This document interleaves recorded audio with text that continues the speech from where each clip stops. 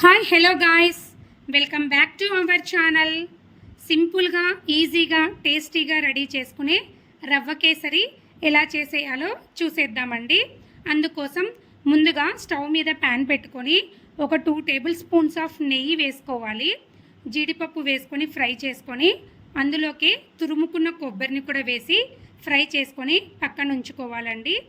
ఇంకొక 1 table spoon of గీ వేసుకొని ఇక్కడ నేను గోధుమ రవ్వ తీసుకుంటున్నానండి. 1 గ్లాస్ ఆఫ్ గోధుమ రవ్వ తీసుకొని సిమ్లో పెట్టుకొని ఒక 5 మినిట్స్ కలర్ చేంజ్ అయ్యి మంచి స్మెల్ వచ్చే వరకు ఫ్రై చేసుకోవాలి. ఇంకొక స్టవ్ మీద ఒక 2 గ్లాసెస్ ఆఫ్ వాటర్ పెట్టుకున్నాను. అవి బాయిల్ అయిన తర్వాత ఆ వాటర్ని ఒక గ్లాస్ ఆఫ్ మిల్క్ కూడా యాడ్ చేసుకొని దీన్ని ఒక 5 మినిట్స్ దగ్గర పడే వరకు ఉడికించుకోవాలండి. ఇలా దగ్గర పడిన తర్వాత ఇందులో 1 కప్పు షుగర్ వేసుకోవాలి. ఆ షుగర్ వేసిన తర్వాత ఒక 5 మినిట్స్ దీన్ని కుక్ కానివ్వాలండి.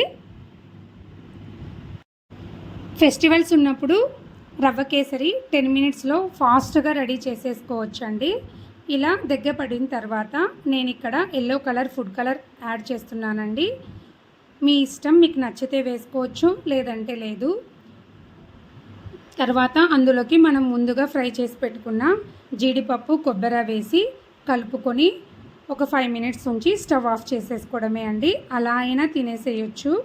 ఇక్కడ నేను పీసెస్గా కట్ చేస్తున్నాను. ఒక ప్లేట్కి గీ అప్లై చేసుకొని అందులోకి మనం రెడీ చేసుకున్న కేసరి వేసుకొని యూనిఫామ్గా స్ప్రెడ్ అయ్యేటట్టు ట్యాప్ చేసుకోవాలి.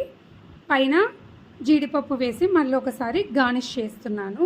తర్వాత నైఫ్తో మనము కట్ చేసుకోవాలి. అంతే అండి, ఎంతో టేస్టీగా ఫాస్ట్గా అయిపోయే రవ్వ కేసరి రెడీ అండి. Please like, share and subscribe.